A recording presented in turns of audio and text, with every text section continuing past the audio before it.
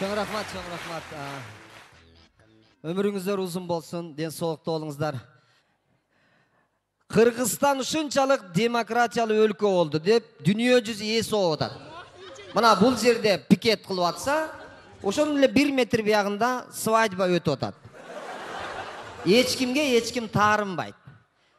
Тура да тура, пикет кылгандар өзүнүн иши боюнча пикетин кыла берсин, үйлөнгөндөр үйлөнө берсин деми. Булар пикет кылып атат экен деп үйлөнбөй коймок беле, тура?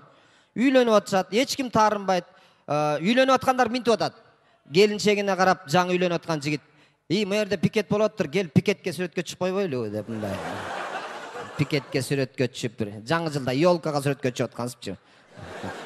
Экөө мындай үйлөнүп атат, ар жакта сүйлөшүп атышат, мушташып атышат. Шундай демократиялык халк болуп калдык. Дүнүйө жүзү таң калып атат. Кыргыздар абетке кетип атып эле бийлик алмаштырып коет экен деп атат да мындай. Ужунга чейин. Курал жарак алып, даярданып, убар болуштун деле кереги жок. Площадка бир камаз таш түшүрүп берип койсо эле жетет ошо. Жүрөбүз бага, мынтык издеп неме болуп. Таш менен бийлик алмаштырып коет дегенди дүнүйө жүзү ойлонбоптур мурда. Ушуну кыргыздардан кийин эстери болуп атат да. Таш менен деле алмаштырса болот турбайбы? Бөлөк калкты мынтык менен атса качат экен. Мынтык менен атып атат деп жашынып качат экен. Кыргызды мынтык менен атса мынтет экен. Мынтык менен атып атат. Энең таш берчи, таши энең урам, таш. Жыгачабай энең урам.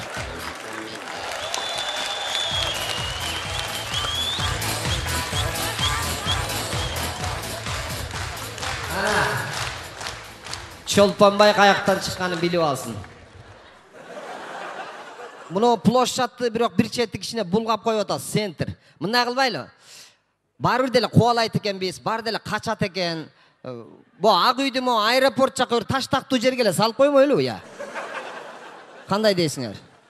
Ошол жерден кичине таштагы бар заодно мындай кубалаганга да оңойраак. Ошондон ары эптеп аэропортко чейин кубалап барсак, ары эптеп түшүп качып кетишет да. Жүрөбүзбү? Алысыраак. Өздөрүнүн машинеси бар, барып келе берет. Итак эле биздин эсебибизден барып келет аны. Жакшы машинелер бар, туура? Ошол жака барып иштеп, ошондон ары кичине бирок бир-бирден кубалап жаман убактыбыз кетип атат да, ошол жаман болуп атат да.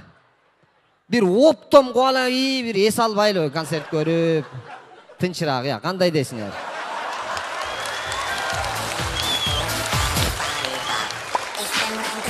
Мына бирок ага деле учур келип атат окшойт.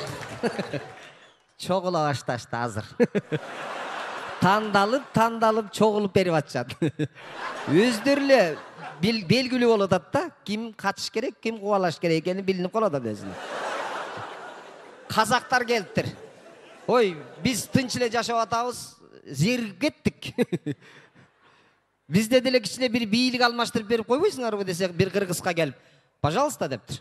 Канча киши барасыңар, биз тосуп алалы даярданып десе, кыргыз айтат экен.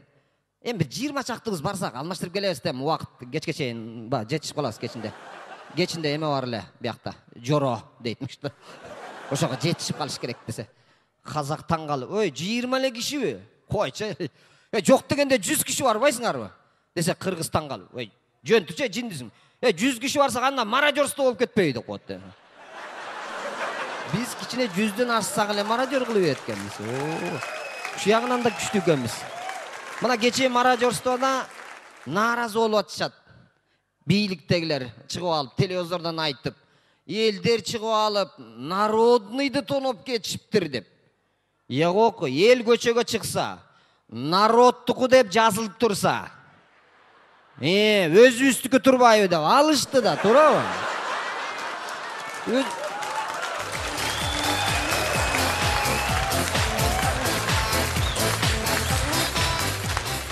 Ушул жакшы болду, ушу народный чыкканычы. Элге чогултуп ошол жерге продуктубузду даярдап берип коюп атат. Бир кыштан чыгып алабыз. Жетпей баратса турат да дагы народный, туурабы? Шундай мародерствода кыйын экен. Эл өзү чогулуп калганда, бирөө кыйкырып койсо эле ошонун аркасынан кетип калат экен. Эл ушундай чогулуп турганда бирөө "Оу" десе ошону карап калышат. Эчтеке дебей эле. Beta Stories деп койсо эле, бол. мындай полуслов түшүнөбүз да. Beta stories дегендер кетти, урган бойдон кетип атышат 200 киши, 300 киши. Beta stories'тин кожайыны акылдуу экен. Эшке чыгып туруп, токтогула. Алгыла, бирок эчтекесине тийбегиле талкалабагыла десе, элдер очередке туруп коетмиш. Ошон үчүн Beta stories'тин не кылды, талкалабай алып кетип калды. Ошентиш керек болчу. Андан чыккандан кийин таатаны көздөй деп койгон экен бирөө. Кайра таатаны көздөй уруп баратса, угуп калыштырдылар, тиякта келатчат дегенден угуп калды, даярданып качкан экен, бир экөөсү мынтык менен атып ийиштир. Бирөөнү ок тийген экен. Доктурга барса, доктур сурап атат, "Эмне болуп, жарадар болуп ок тийди?" десе, берки жатып алып сыр бербей, "Мен революционермин. Мен ак үйдү көздөй ура деп кетип атсам, ок менен атты. Өзүмдү жоготуп койгон экенмин. Көзүмдү ачсам эле таатанын жанында жатам" деп коет. Ошол жерге алып барып таштап коюштур. Ана революционер. Менин бир таанышым бар. Лионга кириптир. Батинка сатат экен да жерде.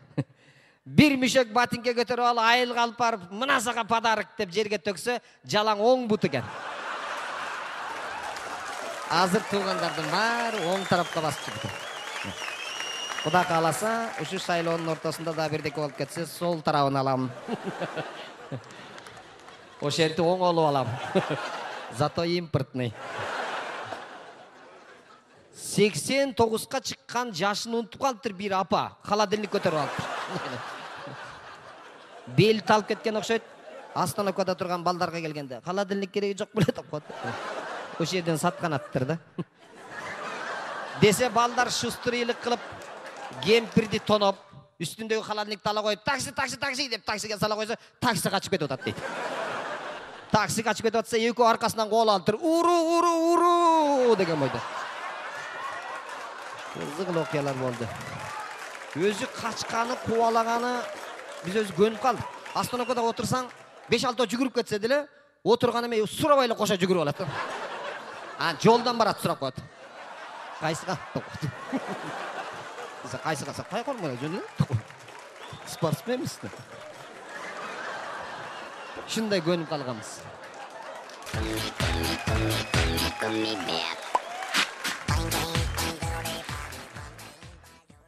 Отунбаева молодец. Между прочим. Бактылуу экен. Отунбаева жанагы инаугурацияда туруп алып, көкүрөгүн басып алып, гимндир деп атса, телевизордон балам айтат, "Ата, президент гимнди билбейт экен" дейт.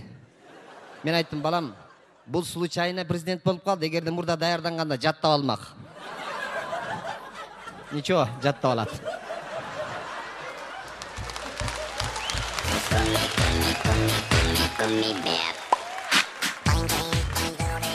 Эжекебиз, Роза эжекебиз оппозицияда жүргөндө күскү таап алыптыр.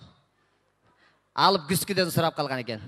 "Күскү, айтчы, ким сулуу?" деген экен да. Анан күскү айттыр. "Сен сулуусуң, бирок сенден өткөн майрам сулуу" дечи экен да. Мурда. Азыр сурап атат экен. "Күскү, айтчы, ким сулуу" десе, азыр айтып атат экен. "Сен сулуусуң, сенден өткөн сулуу жок" деп аттыр азыр.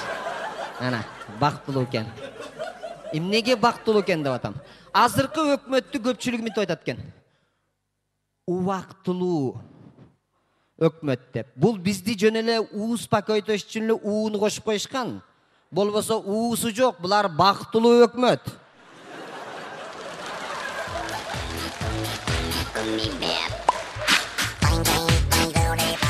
Себеби эл бийликти алып берди, булар келип отуруп алды. Бактылуу. Бираздан мынтип бийлеп башташпаса. Тантарада.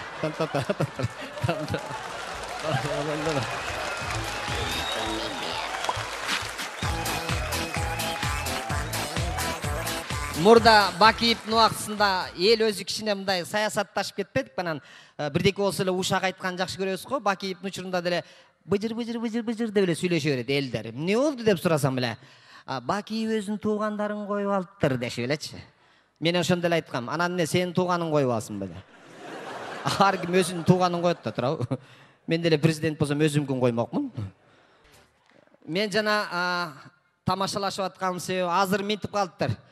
Мурда түштүктө бийлик болчу десе, азыр таластык досторум. Биз бийликти алдык деп ошентип мактанып калышыптыр өзү. Негизи өзү таластыктар ого өтөр мактанганда такыр эле. Мурда мындай болуп баскан таластыктар азыр мындай болуп басып калышты да.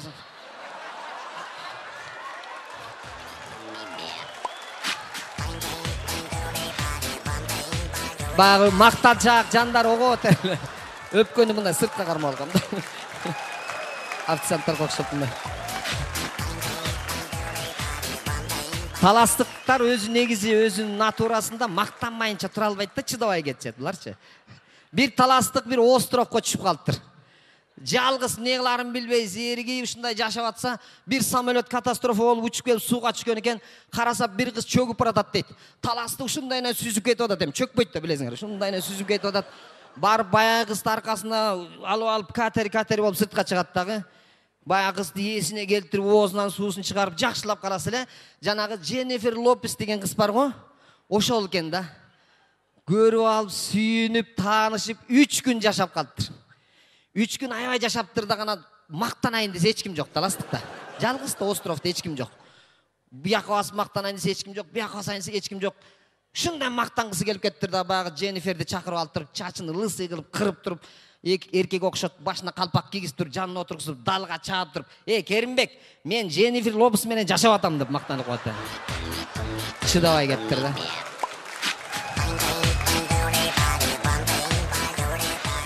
Ошон үчүн мактанып туралы кичине.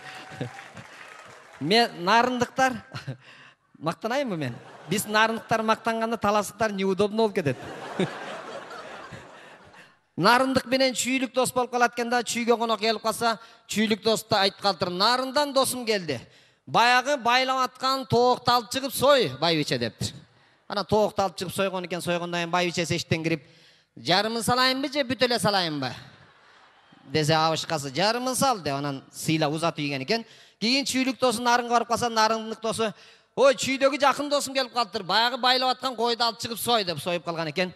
Эшиктен бир астайын байбичеси кирип, жарымын салайынбы же бүт эле салайынбы? Десе абышкасы, бүт эле сал, ал эмне сага тоокпу деп коет дейт.